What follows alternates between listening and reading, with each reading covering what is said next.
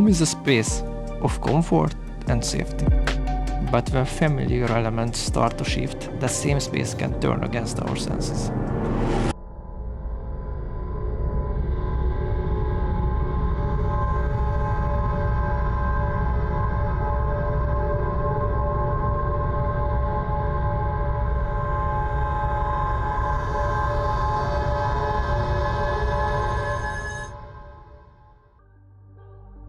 In this project, I created a realistic everyday apartment and transformed it into a horror environment, using only atmosphere, lighting, and environmental design. The goal was to show that tension and fear don't need monsters or jump scares. They can be created purely through mood, space, and perception. In the first part of this video, I'll show both versions of the apartment through short gameplay clips.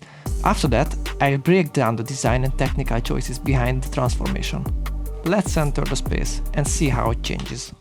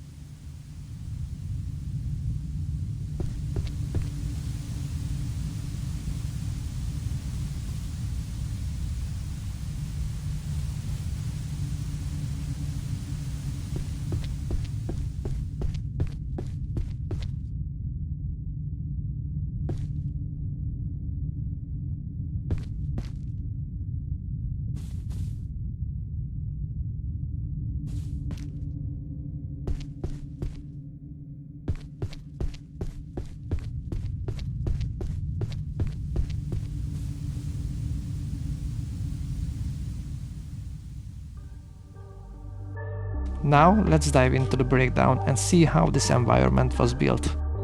I choose an industrial style apartment because it provides an emotionally neutral base, making it easier to see how much the atmosphere depends purely on environmental design. Both scenes use the same exact layout and the same assets. The only differences are lighting, sound, spatial perception, and environmental storytelling. There are no monsters or jump scares in either scene. The project was built using Unreal Engine 5 with Lumen.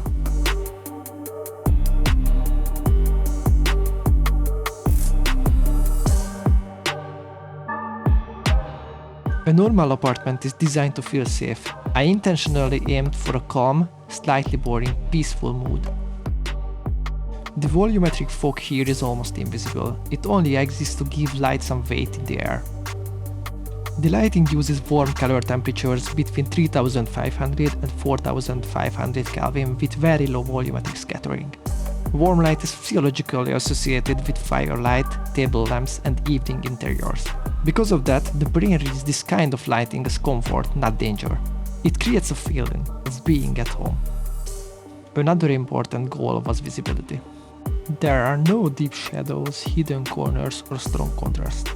Everything feels readable and under control, which reduces fear of the unknown. I also added a subtle white noise ambient sound to reinforce the sense of calm and stability.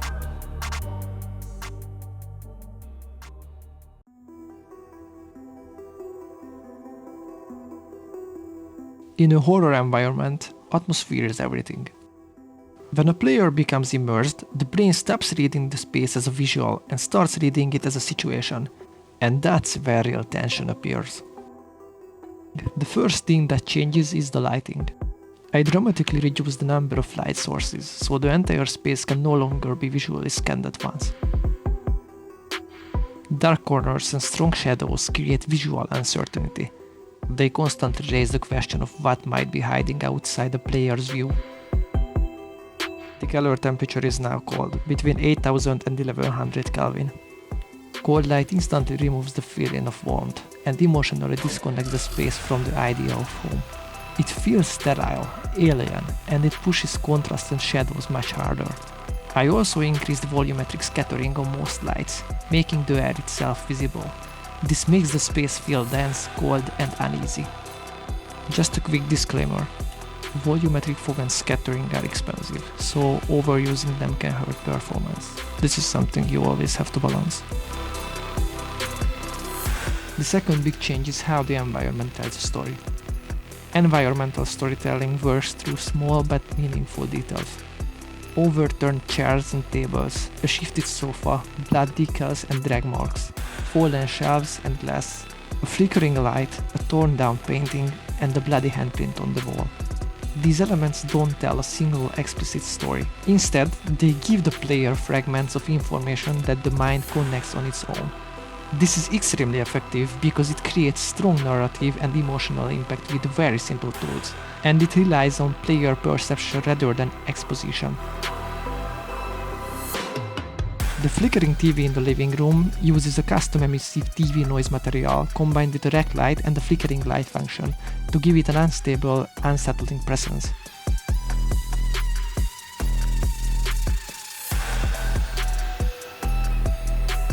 The corridor is one of the most important spaces in the scene. It's where the space becomes the most narrow, creating a claustrophobic feeling and allowing light and shadow to become much more aggressive.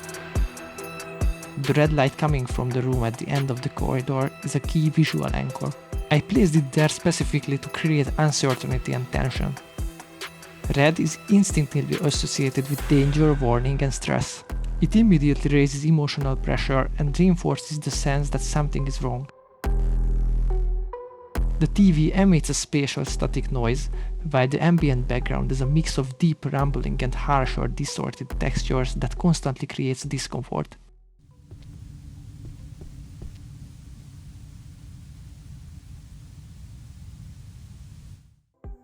In horror, sound is at least as important as visuals, often even more important. This scene could be pushed even further with more detailed audio, but here the focus was primarily on the environment itself.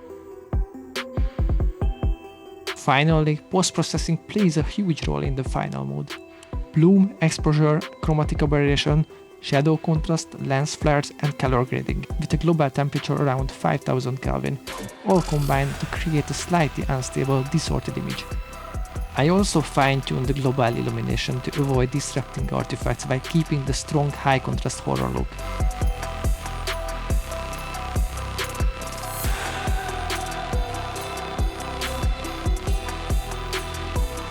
Working on this project taught me a lot.